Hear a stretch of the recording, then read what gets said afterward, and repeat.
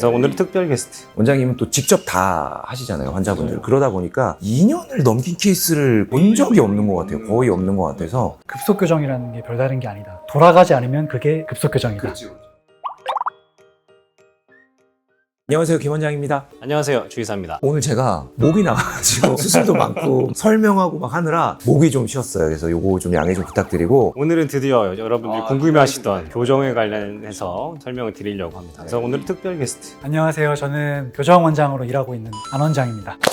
오늘 게스트가 오셔가지고 의자도 팔걸이는 좋은 의자로 좀 앉았어요. 우리 되게 힘든 의자 썼었는데 어쨌든 오늘 교정 원장님을 모시고 케이스별로 스터디를 해보는 그런 시간을 가질 거고, 들어보시고 너무 내용이 좋다 하시면은 좋아요도 눌러주시고 하셨으면 좋겠습니다. 일단 교정 치료를 위해서 저희 병원에 오시는 분들 대부분 환자분들이 이가 좀 삐뚤어서 오시거나 입이 돌출돼서 오시는 경우들이 많이 있어요. 비슷해 보이는 케이스들일지라도 그 정도나 원인에 따라서 치료 방법이 달라지게 되는데요. 케이스들 몇 가지 보여드리면서 제가 어떻게 치료했는지 설명 좀 드려보려고 합니다. 첫 번째 환자 먼저 보실 건데요. 저희 병원 직원분이세요. 오른쪽 위 송곳니가 덧니로 나와 있고 두 번째 앞니가 안쪽으로 위치해서 거꾸로 울리는 반대교합을 가진 경미한 케이스였습니다. 위쪽 영구치의 경우에 공간이 없는 경우에 이렇게 덧니로 나오는 경우가 아주 많아요.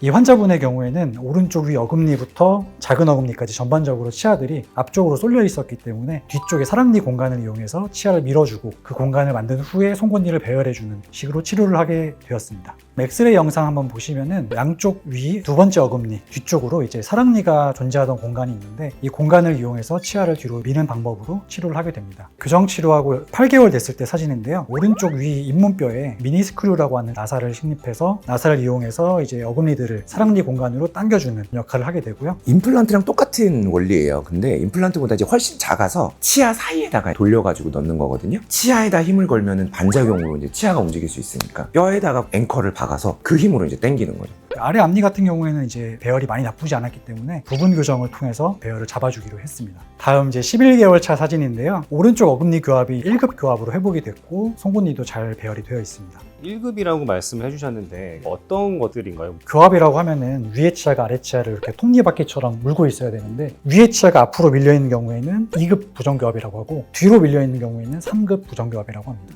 다음 사진 보시면은 이제 1년 1개월 만에 치료가 마무리됐는데요. 치아들이 다시 예전 상태로 돌아가려는 성질이 있어서 안쪽으로는 이제 고정성 유지장치라고 해서 철사를 붙여놔요. 또 틀 전체를 잡아줄 수 있는 꼈다 뺐다 하는 가철성 유지장치도 추가로 만들게 됩니다. 고정성 유지장치는 어느 정도 해야 되고 가철성 유지장치는 어느 정도 해야 되고 이런 게 이제 뭐 기준이 있나요? 저 같은 경우에는 최대한 오래라고 말씀을 드리긴 하는데 한 5년쯤까지는 붙이고 있는 게 좋고 그 이후부터는 원하시면은 이제 조금씩 떼도 된다 이렇게 말씀을 드리긴 하는데 가장 안전한 거는 오랫동안 붙이고 있는 게 제일 좋습니다.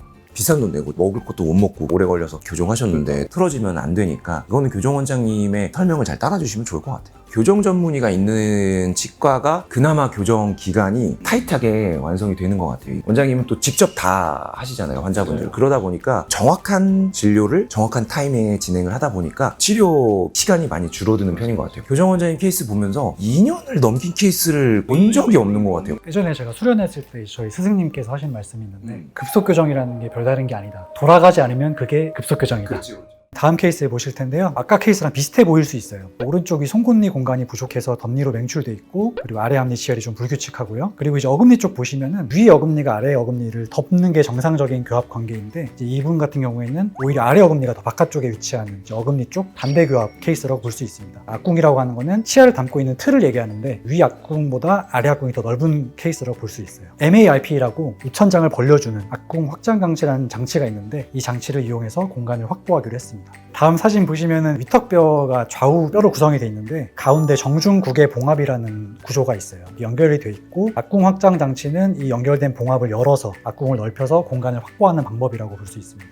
아래쪽에는 구개봉합 같은 구조물이 없기 때문에 아래쪽을 넓힐 수가 없어요. 이런 교정 치료가 나이가 들어서 봉합뼈가 단단하게 붙어버리면 실패하는 경우도 있어요. 이 환자분 같은 경우는 20대 여자분이셔서 저희가 시도해보기로 했습니다. 다음 사진 보시면은 교정 5개월 차 사진인데요. 입천장에 이제 4개의 미니스크류를 심었고 앞궁 확장 장치를 이용해서 앞궁을 벌리는 거예요. 악궁은 벌릴 때는 어떤 식으로 벌리게 되나요? 입천장에 보시면은 키를 넣을 수 있는 공간이 있어요. 키를 넣고 뒤로 돌려주면은 이게 한 칸씩 벌어지게 됩니다. 한 바퀴 돌려주고 두 바퀴 돌려줄수록 나사가 점점 돌아가면서 공간이 점점 넓어지는 거예요. 근데 이걸 한 번에 할 수는 없으니까 조금씩 이렇게 며칠에 한 번씩 돌리죠. 보통 성인 환자 같은 경우에는 하루에 2바퀴 정도. 보시면은 위 어금니가 아래 어금니를 덮고 있는 정상 교합으로 회복된 걸 볼 수 있습니다. 치료 1년 만에 교정이 마무리됐고요. 어금니, 앞니 교합 모두 안정적이고 송곳니도 제자리에 위치하고 있습니다. 위 악궁의 폭이 넓어진 게 보이고 어금니 반대 교합이 정상 교합으로 회복되었습니다.